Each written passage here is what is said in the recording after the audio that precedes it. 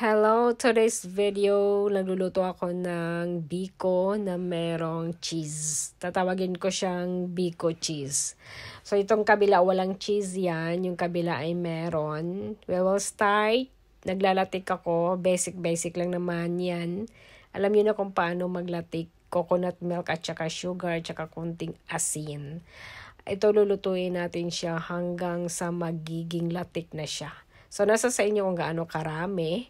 Ang gamit kong sugar ay wash, yung maputla. Kasi wala akong available na pula. Mas maigi kung mapulang sugar ang gagamitin nyo. Itong ganito, malapit na siya maluto ang ating latik. Pagkaluto nga pala nito, ay lalagay natin ang ating malagkit na luto na din. Nagluluto na nga pala ako ng malagkit. Luto na siya. So, ito na okay nating latik. Ilalagay ko ang ating lutong malagkit. Lalagay ko dyan siya lahat and then i-coat natin ng maigi hanggang sa yung malagkit ay mako-coat siya sa lahat ng latik natin. Tama ba yun? Maraming mga pasikot-sikot. Tapos, halo-halo lang hanggang sa magiging ganito. So, kung mapulang sugar ang gagamitin nyo, mas maigi at mas maganda at mas masarap. Tinakpan ko siya kasi lutuin ko pa siya ng konti. Ayan, ng luhit kasi gusto ko merong tutong. Ililipat ko nga pala siya dito sa lagayan. Then pagkalipat niya lahat, ayan, nakita nyo may tutong. Mas gusto ko yung biko na may tutong talaga.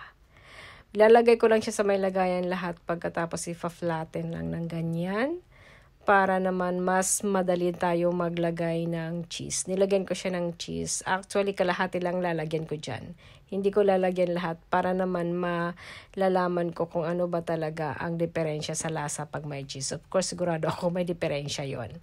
And then, ito kasi mainit itong biko. Kaya madaling matunaw yung cheese. So, pwede yun i-microwave para matunaw agad. So, ito tunaw na siya. Pinaghiwa-hiwa ko na din. Yung kabila walang cheese, yung kabila lang ang meron. Titikman ko bawat isa sa kanila. Alam nyo ba, masarap din pala yung may cheese kasi nga, yung cheese malat-alat, yung biko ay matamis. Match pala silang dalawa, malat-alat at saka matamis.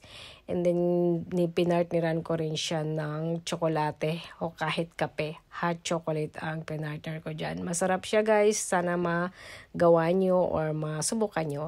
Kukuha din ako ng biko na walang cheese para naman matikman ko talaga silang dalawa. Masarap ito pang merienda or pang breakfast. Kadalasan kinakain ng biko sa umaga or pang